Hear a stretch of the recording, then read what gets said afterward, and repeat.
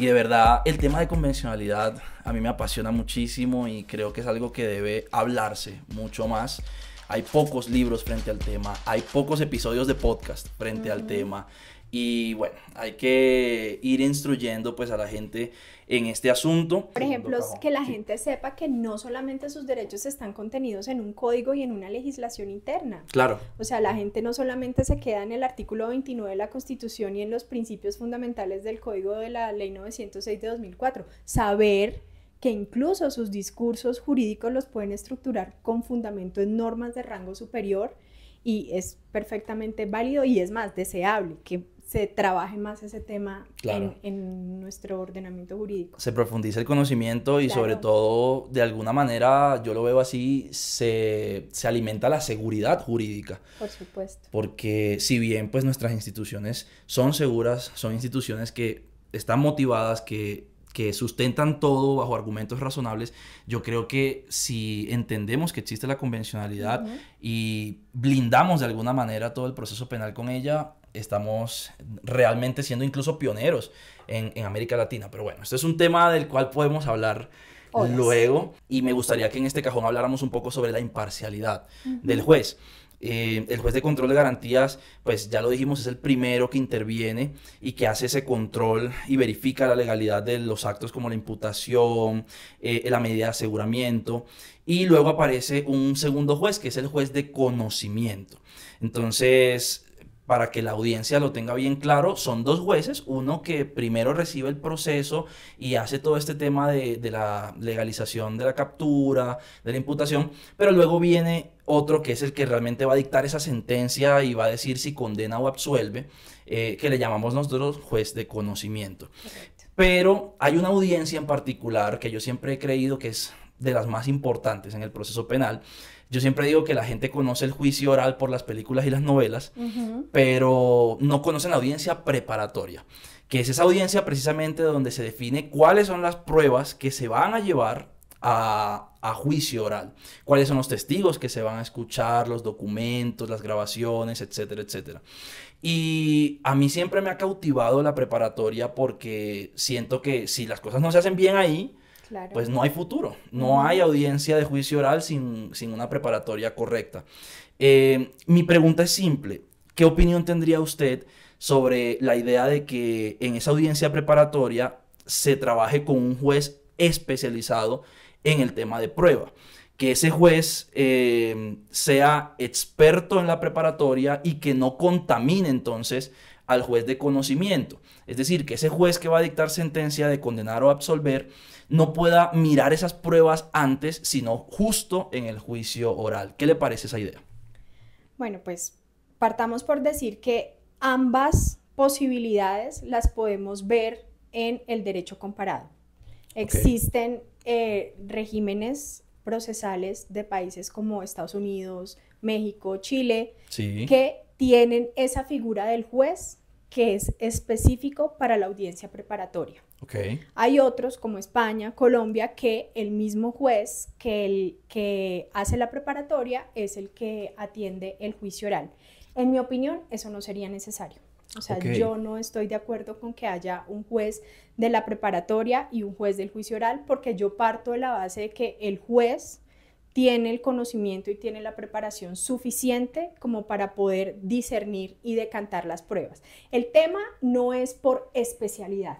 El tema más bien, creo como que el asunto central es por imparcialidad y por no contaminación o no creación de sesgos antes de que se escuchen esas pruebas, ya la práctica de las pruebas en el juicio oral. Claro. Pero en mi criterio no sería necesario que el juez del juicio oral estuviera separado del juez que realiza la preparatoria, y para mí la razón principal es porque debe existir una continuidad en el conocimiento del proceso. El juez debe estar contextualizado, si bien no contaminado, pero sí contextualizado con el caso. saber que él mismo decretó las pruebas tanto de la fiscalía como la defensa y saber las razones por las cuales las decretó y qué papel va a cumplir esa prueba dentro del proceso, porque al juez previamente en la preparatoria le explicaron los sujetos procesales la pertinencia de esa prueba, la conducencia de esa prueba y la utilidad de esa prueba. Entonces yo como juez, al saber la utilidad que va a tener esa prueba dentro del proceso y por qué es pertinente para el tema de la prueba, yo ya tengo un contexto del caso, yo ya tengo un contexto del juicio sin que eso implique un prejuicio o un sesgo.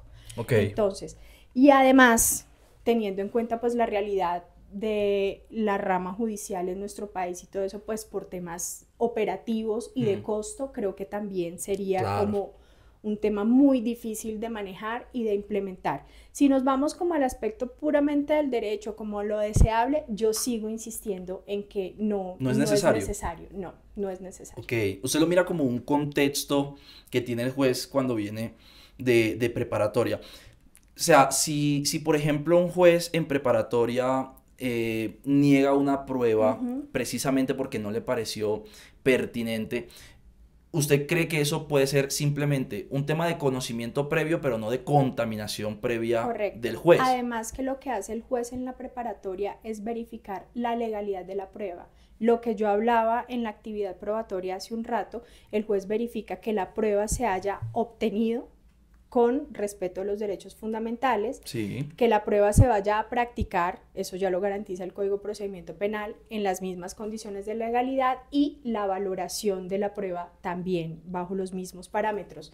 Entonces, el juez en sí no conoce el contenido de la prueba en la audiencia preparatoria, porque el juez no le están llevando la grabación para que él la escuche en la audiencia preparatoria. Solo se la mencionan. Simplemente le están mostrando la existencia de la prueba que cumple con los requisitos legales, con los protocolos legales establecidos en el Código de Procedimiento Penal y simplemente el juez decide sobre la legalidad de la introducción de esa prueba al juicio, mas no tendría por qué afectar su valoración de la prueba, que eso se difiere hasta el momento en el que él va a dictar la sentencia. Claro, y lo importante que es que el juez aquí sea riguroso, ¿no? En preparatoria...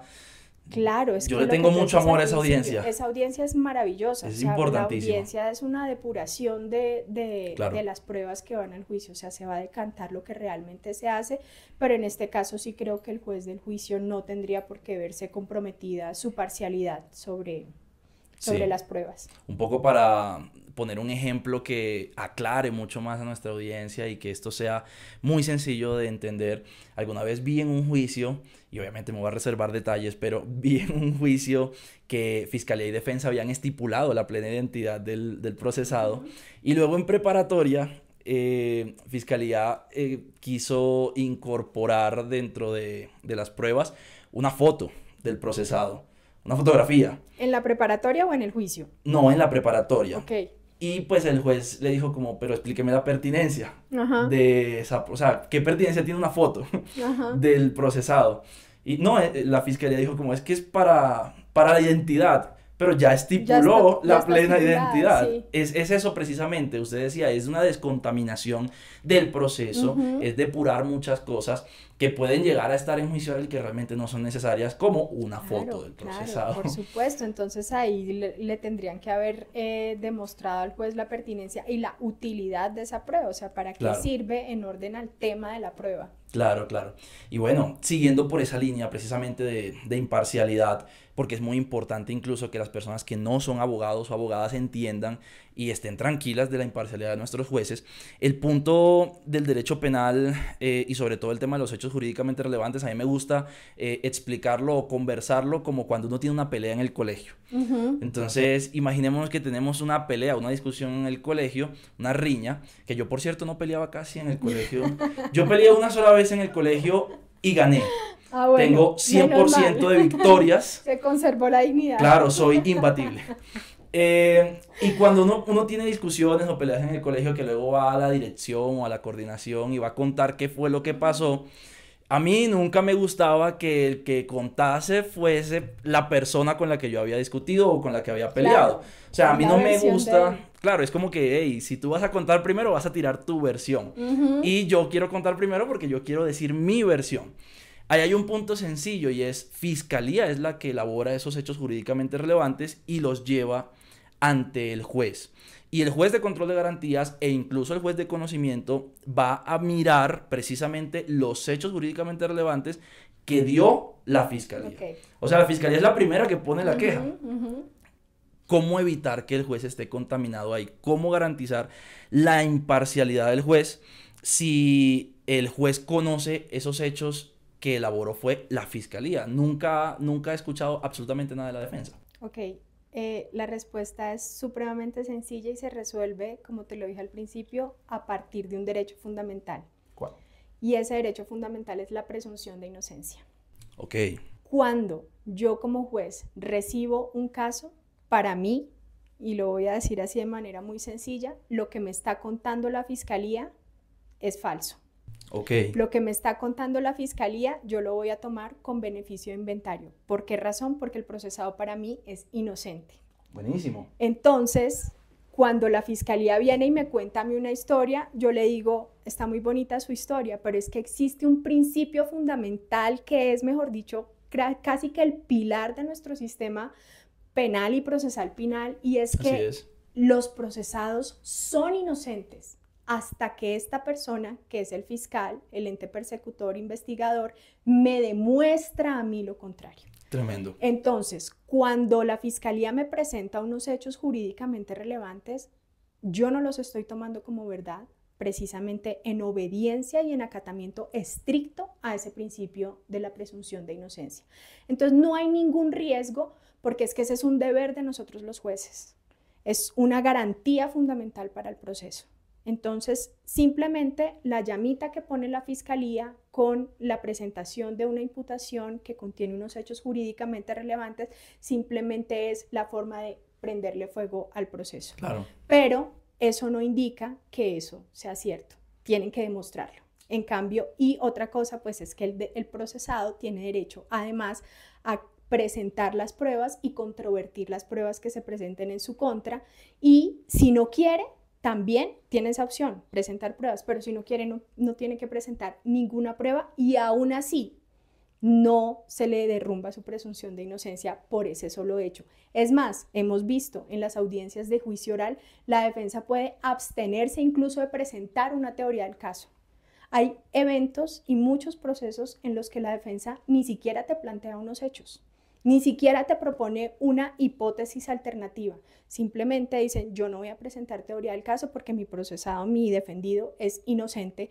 Usted, señor fiscal, pruebe lo que usted está diciendo. Claro. Entonces, de entrada la fiscalía entra perdiendo. O sea, Okay, si estamos en una contienda, en un ejercicio dialéctico acusatorio completamente, exactamente, claro. Entonces estamos en igualdad de armas, pero ni siquiera podría decir que estamos en igualdad de armas porque la fiscalía entra perdiendo. La fiscalía entra con una presunción de que lo que está diciendo no es real, la persona inocente es inocente hasta que usted me demuestre lo opuesto. Maravilloso, doctora, me dieron ganas de ser defensor. Tremendo. Pues sí, claro, o sea, los defensores entran ganando, ellos son los que pegan primero con la presunción. Y si usted no quiere que yo gane, pues pruébemelo, claro. Exacto. Y es lo que decía al principio, una de las frases que remarcaba al inicio y es, dame las pruebas y te daré el derecho. Ese punto es súper importante, incluso cuando llegamos al momento de comparar lo que fue Ley 600 con Ley 906. Eso lo vamos a hablar en el tercer cajón.